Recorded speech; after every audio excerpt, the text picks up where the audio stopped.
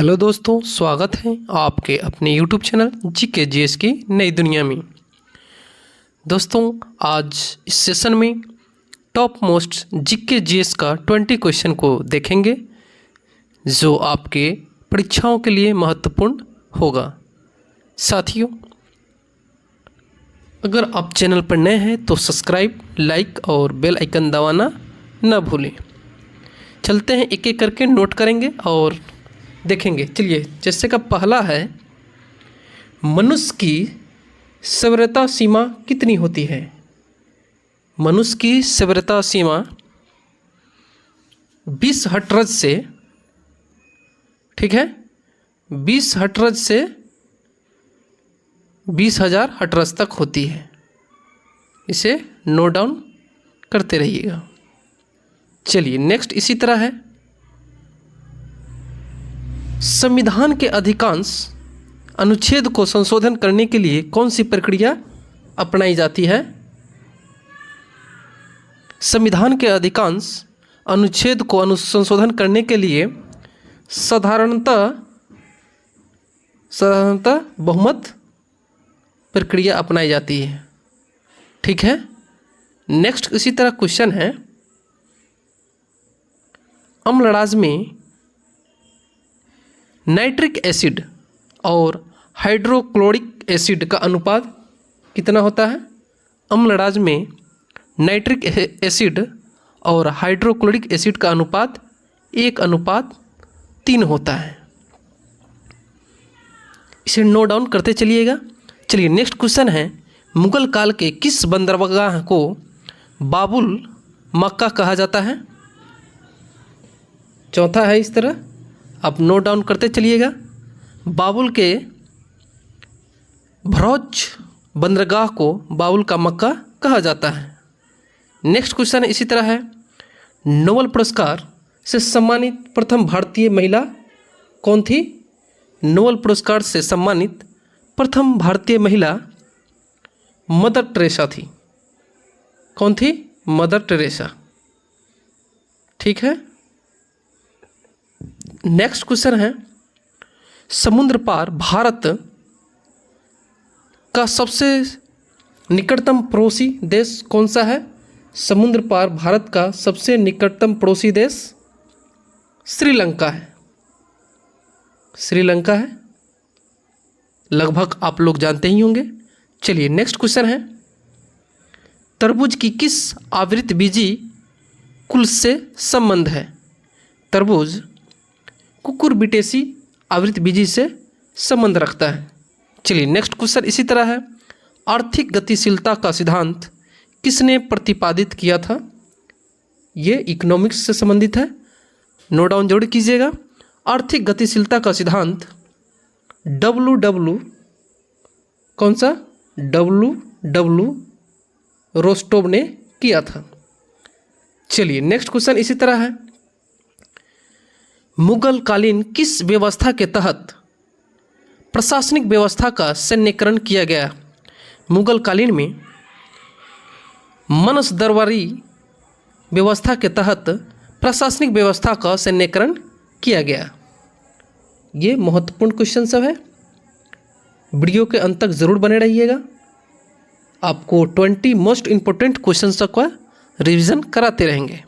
चलिए next question इसी तरह, सर्वप्रथम किस भारतीय साहित्यकार को नोबेल पुरस्कार प्रदान किया गया?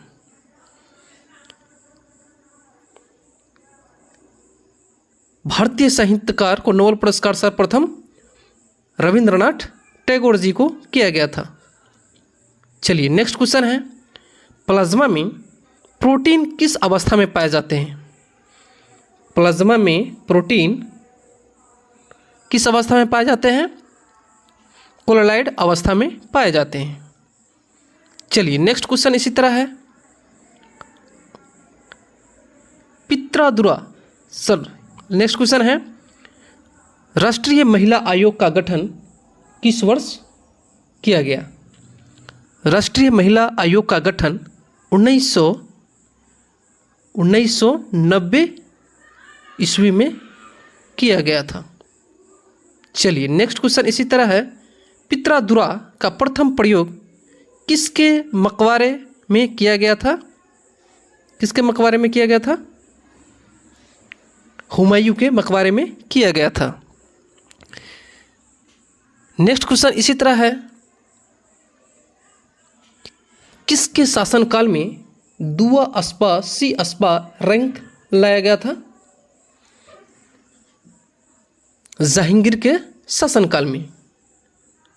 चलिए नेक्स्ट क्वेश्चन इसी तरह है, साहित्य में नोबेल पुरस्कार से सम्मानित प्रथम अश्वेत लेखिका कौन थी? साहित्य में नोबेल पुरस्कार से सम्मानित प्रथम अश्वेत लेखिका टॉनी मॉरिसन थी, जिसे 1993 ईस्वी में दिया गया था। नेक्स्ट क्वेश्चन है, नाथुला दर्रा किस राज्य में स्थित है?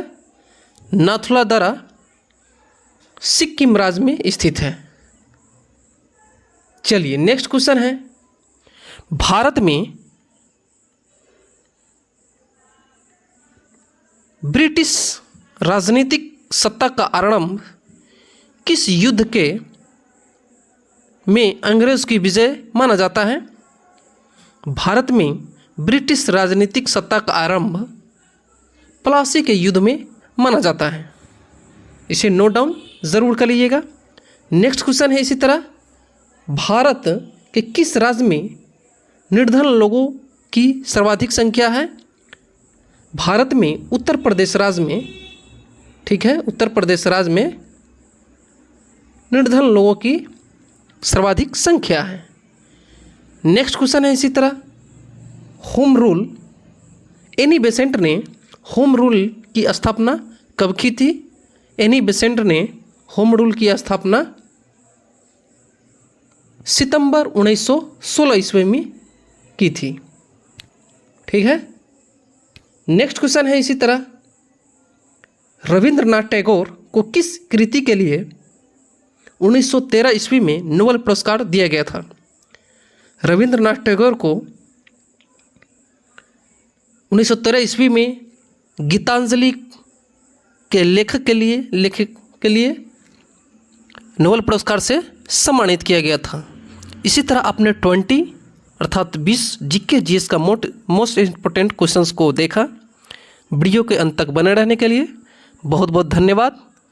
और अभी तक आप चैनल को सब्सक्राइब नहीं किए हैं तो सब्सक्राइब, लाइक और अपने दोस्तों के साथ शेयर करना न भूलें। जब तक के लिए धन्यवाद। इसी तरह अगला सेशन में फिर से लाएंगे। Thank you.